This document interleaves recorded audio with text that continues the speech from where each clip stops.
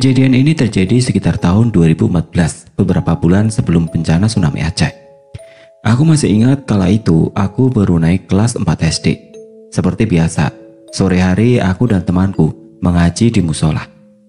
Kali ini hanya murid cowok yang mengaji, yang cewek diliburkan karena Bu Hamidah sedang sakit. Ternyata semua murid cowok datang semua lengkap berlima. Aku, Adi, Alvan, Doni, dan Zainal. Yaitu belajar membaca Al-Quran dengan benar, sesuai dengan tajwid dan makronya. Duk, duk, duk. Terdengar cukup keras suara pukulan gagang kayu ke bangku, sebagai tanda panjang dan pendeknya saat membaca Al-Quran. Aku membaca pelan-pelan setiap ayatnya, bahkan bisa mengulang hingga 3 kali kalau salah ketukan. Kelihatannya cukup mudah memang, tapi pada kenyataannya pelajaran ini sangat susah. 10 menit menjelang Isya, akhirnya selesai juga pelajaran mengaji kali ini. Kututup Al-Quranku, sekalian aku angkat bangku belajar ke bagian samping supaya rapi. Malam ini giliran aku yang azan Isya. Alvan, Adi, Doi keluar dulu untuk mengambil wudhu di toilet sebelah musola. Sedangkan Zainal aku tarik dulu buat menemani aku wudhu nanti setelah azan. Jangan wudhu dulu, aku bareng. Takut kalau wudhu sendirian, pintaku memelas ke Zainal. Karena memang toilet itu lumayan horor. Kalau siang hari, dari situ kita bisa melihat bilik air yang ada di cerita sebelumnya. Awalnya Zainal tidak mau, tapi karena kasihan, akhirnya dia mengiyakan. Selesai sudah aku azan dan kami berdua bergegas keluar musola untuk wudhu. Aku lihat kondisi di luar musola sangat sepi dan gelap. Terlihat hanya lampu terang di rumah Pak Samin, Nur, dan Mbak Sarimo. Tanpa berpikir panjang, aku pakai sendalku dan berjalan menuju toilet 25 meter di selatan musola. Aku berjalan perlahan ke toilet karena memang jalannya hanya terlihat samar-samar. Ternyata Aldi, Alvan, Doi sudah selesai wudhu dan papasan saat mereka mau balik ke musola. Sampai juga di toilet yang depannya ada sumur. Duh, air selangnya mati. Harus menimba air dari sumur dulu nih. Gerutu Zainal karena memang selang air dari biliknya mati. Jarang banget padahal selang air itu mati. Misalkan mati pun, air di bak biasanya penuh. Tapi sekarang sudah tinggal setengah. Mungkin habis dipakai ketiga anak tadi. Akhirnya mau gak mau, kita harus susah payah menimba air untuk wudhu. Toilet dan sumur ini memang sudah berumur tua, dibangun tahun 80-an.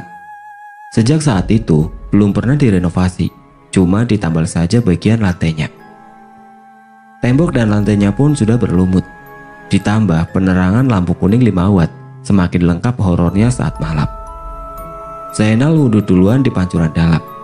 Aku yang nimba air di luar. Aku tengok arah selatan, gelap sekali. Kulihat rumah Mbak Sarimo juga sepi. Mulai muncullah rasa ketakutanku. Aku masukkan timba ke air sumur. Suara roda timba air yang sudah tua ketika ditarik menambah kehororan toilet itu. Akhirnya Zainal selesai wudhu dan keluar dari bilik toilet. Tungguin ya, jangan ditinggal. Aku udah nimba air 3 kali. Pintaku ke dia sambil aku masuk ke bilik. Bismillahirrahmanirrahim. Ku basuh telapak tangan, kumur-kumur, lalu hidung. Pas mau membasuh muka, ketakutanku muncul kembali. Pas menutup mata dan mulai membasuh, tiba-tiba pikiranku membayangkan muka pocong persis seperti di film pocong. Seketika aku mulai tidak fokus dengan wudhuku. Pikiran pun buyar, berganti dengan ketakutan akan hantu yang menghantui sekitar bilik di selatan toilet.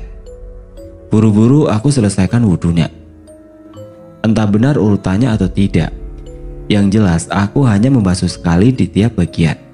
Selesai wudhu, aku keluar bilik dan ternyata Zainal sudah tidak ada di toilet. Makin paniklah aku. Aku ambil langkah untuk lari menuju musola. Karena kondisi lantai berlumut dan licin, akhirnya aku malah terpeleset. Sret, duk. Asli sakit banget rasanya, terpleset saat mau lari ke arah samping. Beberapa saat aku meringis kesakitan, tapi rasa ketakutanku semakin menjadi-jadi. Aku paksalah untuk segera berdiri. Susah banget awalnya, karena paha sebelah kanan membentur lantai cukup keras.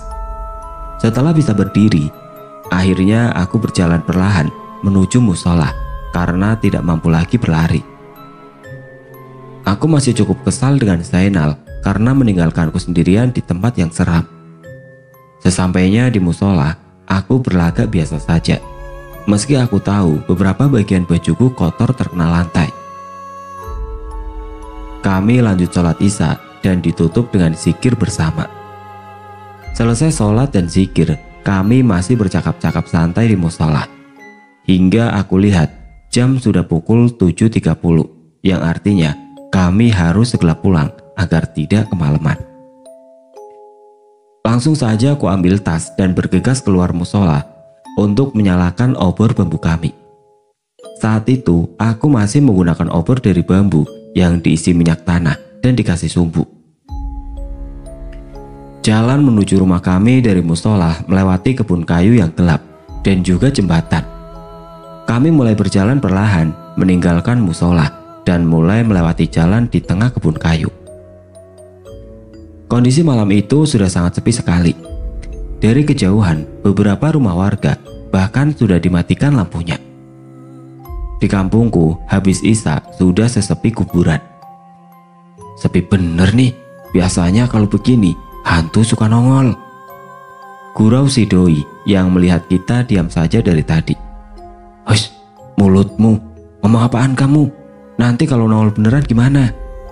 Celatu Alvan sambil mempercepat langkah dia. Kami berlima pun berjalan lebih cepat, diterangi cahaya obor melewati jalan di tengah kebun tadi. Tepat di depan kami ada jembatan. Jalanan mulai menanjak sedikit sehingga kami mulai memperlambat jalan kami. Sesampai di jembatan, suasana mulai sedikit berubah. Hembusan angin dari arah kiri membuat bulu kuduku agak berdiri. Seolah-olah ada sesuatu yang akan terjadi setelah ini. Kulihat arah depan dan belakang tidak kelihatan warga satupun, sedangkan arah kanan kiri gelap gulita. Suasana semakin mencekam. Kami pun terus berjalan perlahan melewati jembatan. Saat pas melewati jembatan, jalanan pun menurun. Angin mulai berhembus lebih kencang dari arah barat atau dari kiri kami. Dan tiba-tiba, kami semua berhenti bergerak di turunan. Badan kami tidak bisa digerakkan lagi dan mulailah muncul sosok rombongan yang menyeramkan. Tepat di depan kami, terlihat rombongan orang seram membawa keranda jenazah, lengkap dengan pembawa payung, layaknya mau menguburkan jenazah. Semua rombongan memakai baju gelap dengan muka seram, dan di dalam keranda terdapat sosok pocong. Rombongannya cukup banyak dan berjalan saja di depan kami, seolah-olah tidak menghiraukan keberadaan kami. Mereka datang dari arah tempuran, atau pertemuan tiga sungai di barat yang memang terkenal wingit dengan banyak penunggu di kampung kami. Kami berlima pun hanya bisa menatap rombongan itu. Bahkan untuk memejamkan mata tidak bisa. Sampai beberapa saat kemudian, rombongan itu melewati kami dan mulai menghilang di gedung sungai di arah timur. Gedung sungai ini juga cukup angker dengan pohon beringin besarnya. Setelah rombongan tadi mulai menghilang, kami pun bisa bergerak lagi. Namun seolah tenaga kami habis, kakiku lemah sekali sehingga susah untuk lari. Aku duduk di tanah sebentar, lalu berdiri lagi. Aku paksakan untuk segera lari dari tempat itu. Kami pun akhirnya lari ketakutan dan mencoba secepat mungkin sampai rumah. Bahkan sandalku hilang satu dan baru tahu ketika aku sampai di depan rumah. Sesampainya di rumah, aku pun langsung tidur dan ingin segera melupakan kejadian malam itu. Keesokan harinya, aku dengar kabar kalau Adi jadi sakit demam. Mungkin itu efek akibat semalam melihat rombongan hantu pembawa jenazah. Setelah aku cari tahu, ternyata hantu iring-iringan jenazah tadi dinamai Kromoleo. Hantu itu seperti pertanda buruk kalau akan ada yang meninggal atau bencana di kampung itu. Barang siapa yang melihat hantu itu, sebaiknya diikuti sampai melewati batas kampung kita. Atau kalau tidak, yang berarti di kampung kita yang akan mendapat hal buruk tersebut. Karena malam itu kami sudah ketakutan, mana mungkin kami mau mengikuti rombongan tersebut. Apalagi tempat yang mereka lalui berupa kebun dan melewati beberapa lokasi wingit atau angker. Yang ada malah kami yang hilang bersama mereka. Dan jelas saja, selang beberapa hari kemudian, seorang sesepuh di kampung kami meninggal dunia. Ini benar-benar pengalaman yang super menyeramkan dan menjadi mimpi buruk bagi kami. Aku berharap semoga kalian jangan sampai menemui hantu Kromoleo ini. Ketemu hantu satu aja sudah horor, apalagi ini ketemu puluhan sekaligus.